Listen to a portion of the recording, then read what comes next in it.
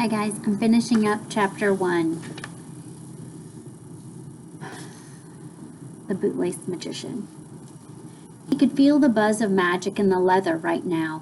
If he focused, he could even hear Grandpa Ephraim's voice saying, "I gave them a fish for a ticket. Can you believe it? Oh, Micah, I hope one day you get to see the circus. I hope one day you'll find a magic of your own." He shifted his grip on the knot, and another memory sparked against his fingers. The bird woman. Victoria. Micah shook his head and told the knot to be quiet. It had seemed important to include the whole story for Fish, but that didn't mean he wanted to think about his evil, long-lost grandmother right now. A sudden rush of heat caught his attention, and he looked up to see flames washing over the menagerie's skylights again. Micah had decided to give Fish the knot during Fire Slate's show for a couple of reasons. For one thing, he didn't want to tell anyone why he had made something so personal for a fish. And for another, if the magic just didn't work, he would rather not have an audience. I don't blame him. He was doing his best to prove that he could fit in here at the circus, but that was tough when he had only just turned 11, and most of the other magicians had been mastering their power for centuries. The menagerie was usually empty during the fire show, and right now, nobody was around except for the creatures. Even the manager was gone. Micah glanced across the tent toward the secret seam in the scarlet fabric that served as the door to Mr. Head's office. It was closed. There would never be a more private moment. Micah climbed off the barrel, gripping the leather strip tightly in his fist. Then he took a deep breath, drew his arm back, and tossed the knot up and over the rim of the aquarium.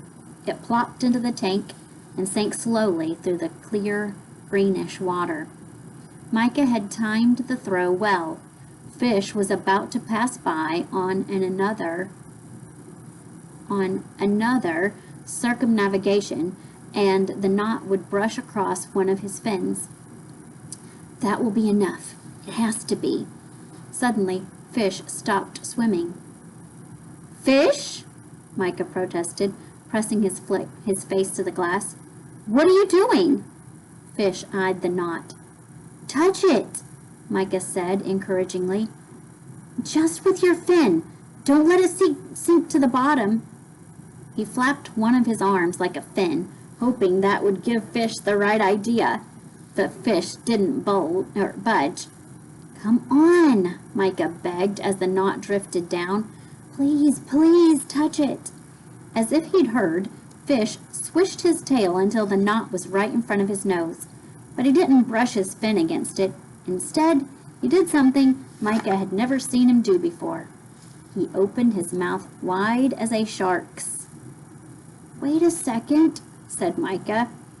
Fish did not wait a second. He swallowed the knot before Micah could even blink. Micah stared into one of his big, silvery eyes. "Why would you do that?" he said slowly. Fish didn't eat. It was the weirdest thing about him, but now he was floating in place, apparently considering the flavor of Micah's offering. "You shouldn't have eaten it," Micah said. "It wasn't food." He had no clue what a magic-imbued piece of leather might do to the fish. He had tied dozens of knots and bracelets filled with hundreds of memories, but he'd never once wondered what might happen if somebody swallowed them. Some of Micah's knots were permanent. He didn't want the important ones to snap without his permission, so they didn't. He'd figured out the trick of making them thoroughly indestructible. So the knot Fish had just eaten wouldn't dissolve in his stomach. "He's so big," Micah thought, worry growing in him. "And it's only a little knot. Why is he so still?" "Don't you want to swim in circles some more?" he asked hopefully. Fish was frozen in place, his eyes wide and staring. Micah tapped gently on the glass. "Fish," he murmured, "are you okay?" For an agonizing minute, nothing happened. Then Fish's tail twitched. Once, twice, and he shot out of the water like he'd been fired from a cannon. Micah yelled and stumbled back, tripping over his own feet. The impact when he hit the ground knocked the breath from his lungs. Fish soared toward the roof of the tent, his scales flashing like silver coins. He hung in the air for an impossibly long time, as if he didn't feel the need to obey the laws of gravity. But then he plunged. Down, down, down. Micah struggled upright.